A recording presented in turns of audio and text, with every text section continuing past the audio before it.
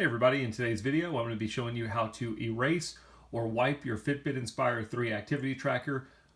Get all your data off of it, get it back to factory default. This is normally the process you would do in the event that you're looking to get rid of the tracker, maybe give it to somebody else, and it's going to disconnect it from your phone. It's going to remove all your information. The one thing I'd say is before you do this, make sure you sync your activity tracker because any unsynced activities are going to get wiped as well. So you will not be able to get that information. I'm going to go ahead and turn on my activity tracker. We're going to swipe all the way down to the very bottom because we need to go to settings.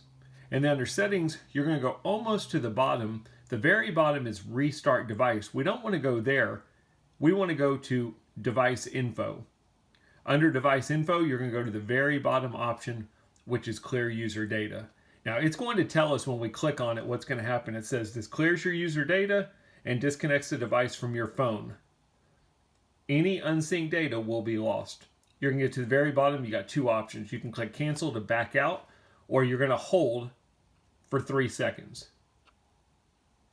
I'm holding, and it has begun the wiping process. So at this point, we're basically just waiting for it to erase all of our data, and then the activity tracker will restart. You're back to factory default. Pretty simple stuff. If you need to erase your data on the Fitbit Inspire 3, that's how you do it. I hope the video helps.